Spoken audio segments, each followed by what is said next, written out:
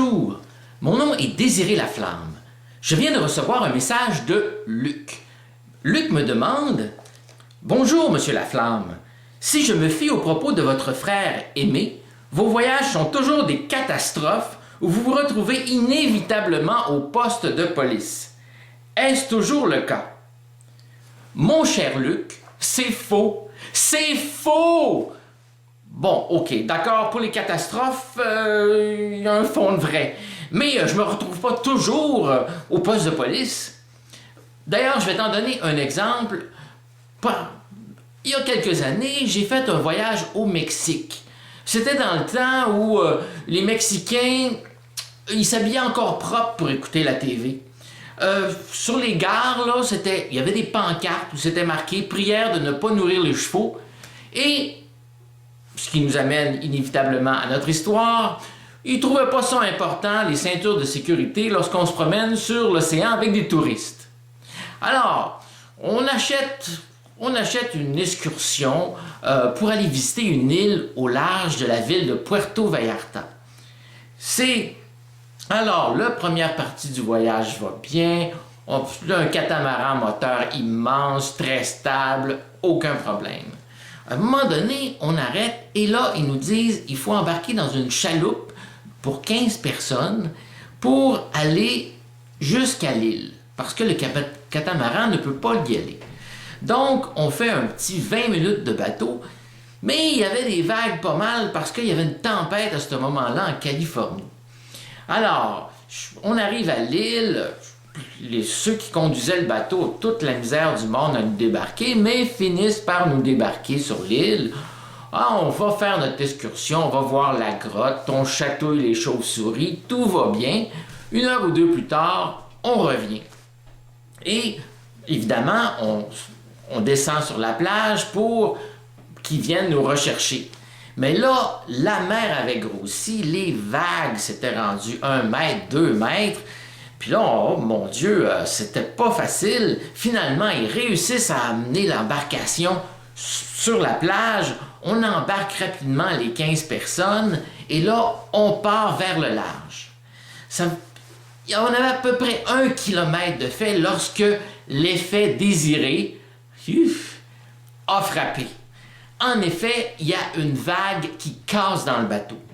Le bateau plein d'eau, le moteur qui cale, on a l'air pas mal nono. Okay.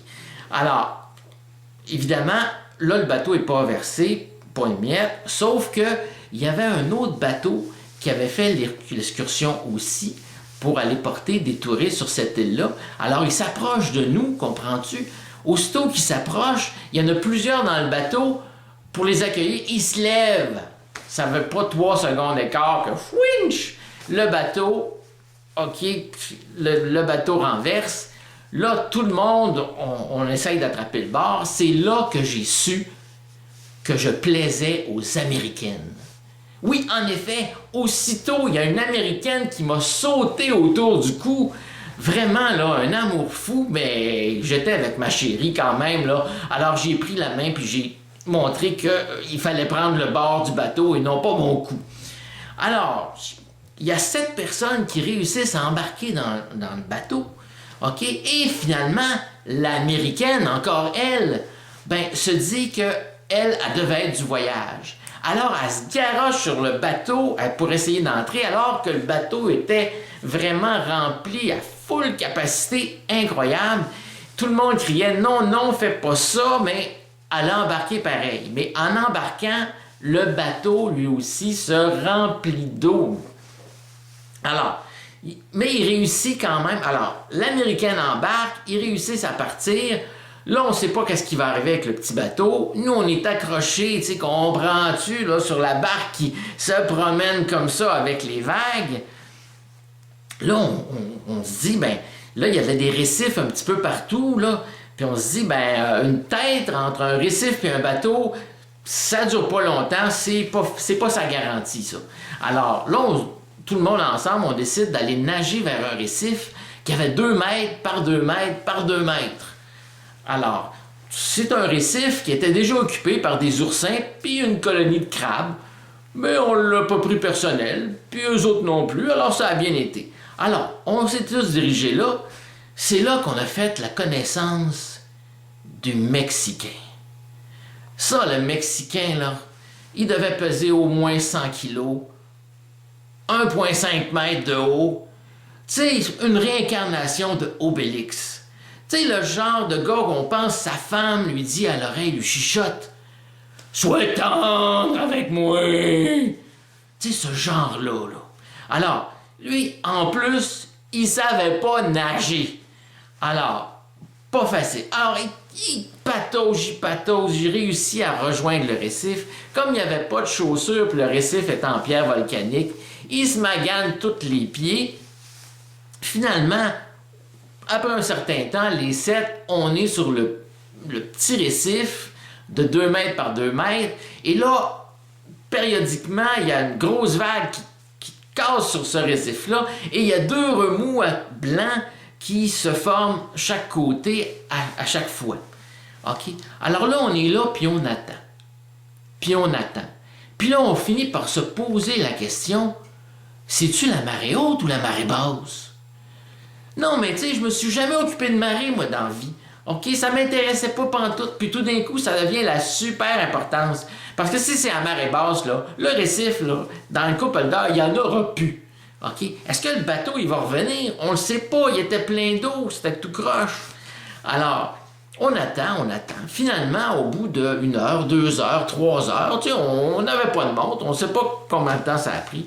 Finalement, il y a un bateau qui arrive, tu sais, comprends-tu? Puis là, on se jette à l'eau chacun à tour de rôle. Puis à un moment donné, il arrive le Mexicain.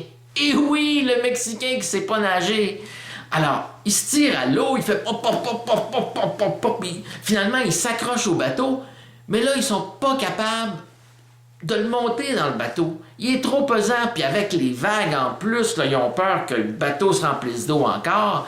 Alors là, ils partent avec le Mexicain accroché comme ça, là, au bateau, là, au large, à l'endroit où il y a moins de vagues. Finalement, il revient, puis le Mexicain il était dans le bateau. On réussit à tous embarquer. Puis là, on se retrouve sur le gros catamaran à moteur, là, super stable. Là, tout est bien. Après 2 ou 3 cervezas, une crise de pleurs d'un couple qui avait été séparé. Finalement, on se retrouve à l'hôtel, on prend l'ascenseur et... Vous savez pas quoi? Oui, on prend l'ascenseur et il tombe en panne.